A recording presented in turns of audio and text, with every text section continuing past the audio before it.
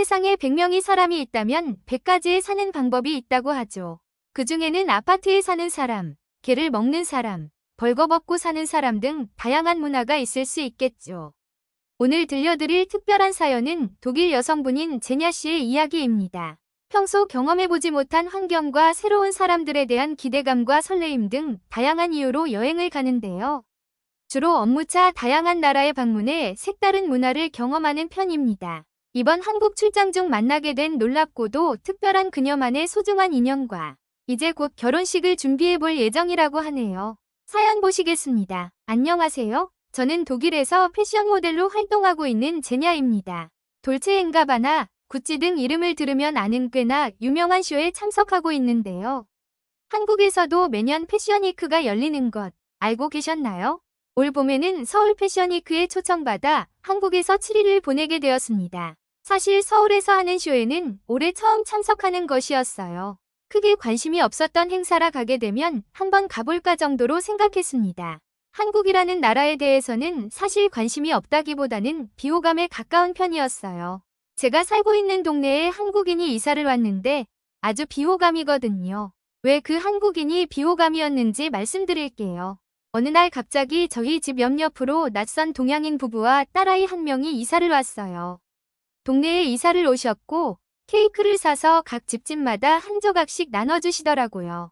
그래서 통성명을 하게 되었어요. 저는 참 이상하게 생각했죠. 축하할 일은 아무것도 없는데 갑자기 웬 케이크?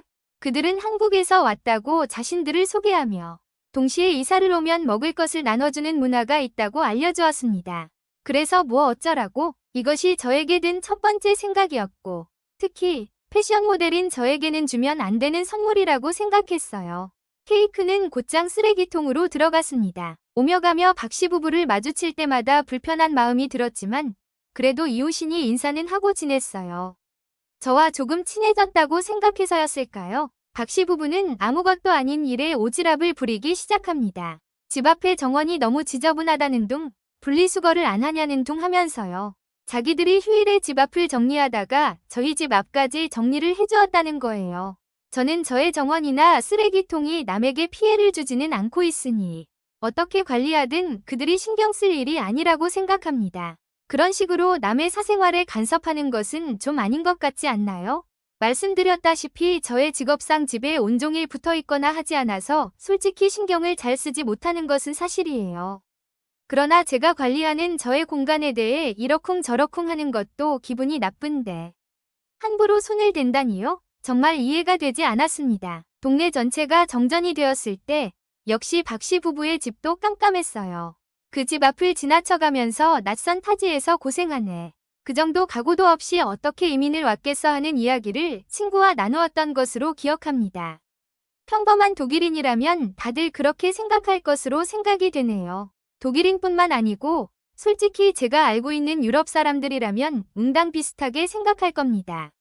개인의 일이 아니면 참견하지 않는 것도 몹시 당연한 불문율 같은 것이죠.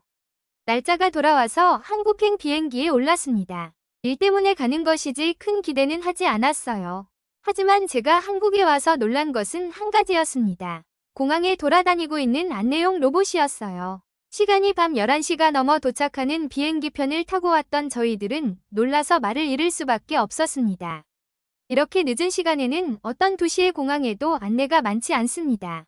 로봇이 안내해주는 나라는 더더욱 처음이었습니다. 안내 로봇으로 우리는 택시 타는 곳 위치를 수월하게 찾을 수 있었어요. 로봇이 택시 타는 승강장 앞에 게이트까지 데려다줘서 정말 쉬웠습니다. 처음 느낀 한국의 이미지는 거의 무슨 2050년인 것 같았습니다. 깜짝 놀라 말을 잃을 수밖에 없었죠. 에이전시에서 어레인지 해준 밴을 타고 숙소로 이동했습니다. 이동하는 길에 준비된 일정표를 참조해보았어요.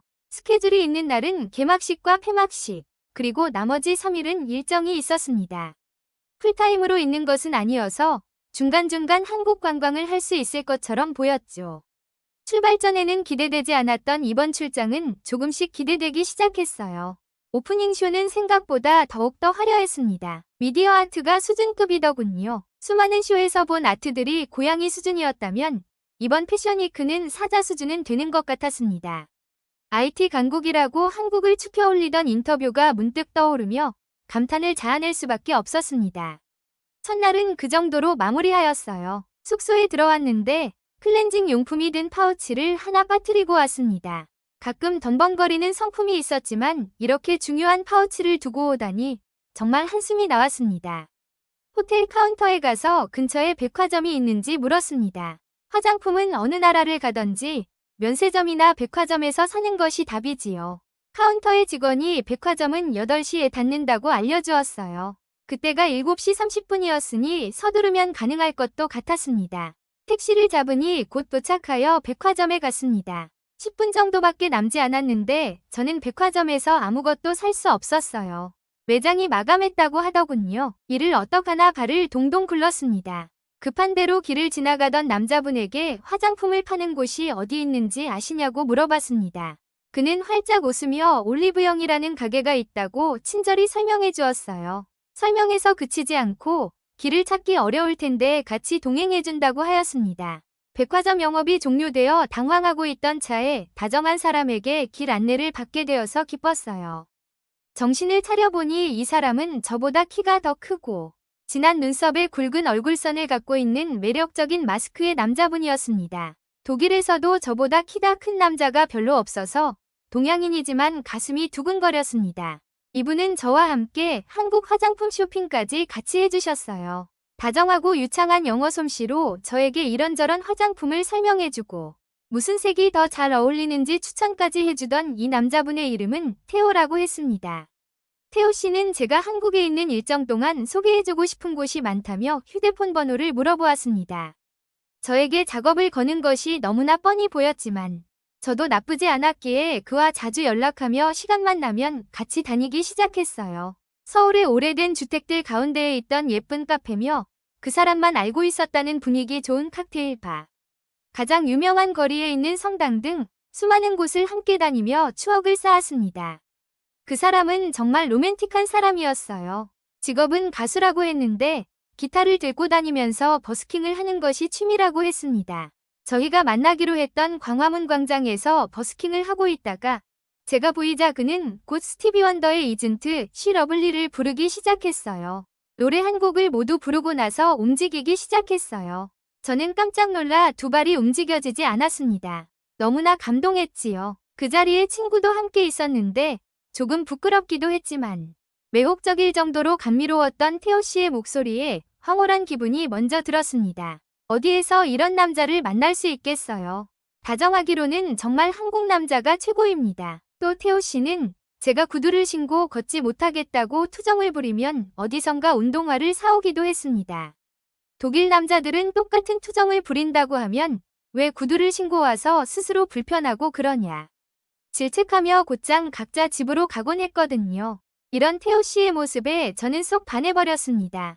행복한 점은 태호 씨도 저에게 호감이 있었는지 저와 진지하게 만나보자고 하더군요. 당연히 그 물음에 응했고 저희는 예쁜 만남을 이어가고 있습니다. 지금은 다시 독일에 돌아와 있으며 장거리 연애를 하고 있는데요. 하루라도 빨리 한국에 가서 결혼하여 정착하고 싶은 기대가 듭니다. 대한민국이라는 나라에 대하여 박씨 부부로 인해 가졌던 비호감 이미지는 지금은 씻은 듯이 사라졌어요. 독일을 얼른 떠나고 싶어서 견디지 못할 지경입니다. 제가 한국에서 겪었던 이야기들을 친구들에게 해줄 때면 항상 이런 얘기를 들어요. 어떻게 이렇게 멋진 남자친구를 만들었냐고요. 제 친구들 중에서도 예쁘고 화끈한 친구들이 많아요. 혹시 멋진 남자분을 소개해 주실 구독자분 계신가요? 만약 있으시면 댓글로 연락 주시면 좋겠네요. 그럼 이만 줄입니다. 오늘의 사연 재미있으셨는지요? 독일의 슈퍼모델 제냐 씨와 멋진 한국 가수 태호 씨의 러브스토리. 따뜻한 봄에 걸맞는 가슴 설레는 이야기가 아닐 수 없네요. 두 분 멋진 사랑 쭉 이어가셨으면 좋겠습니다. 오늘의 사연을 재미있게 들으셨으면 구독과 좋아요를 눌러주세요.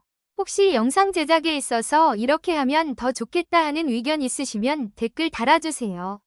최대한 반영하여 발전하는 모습 보여드리겠습니다. 그럼 오늘도 시청해주셔서 감사합니다. 당신의 모든 감동을 책임지고 싶은 당모감이었습니다.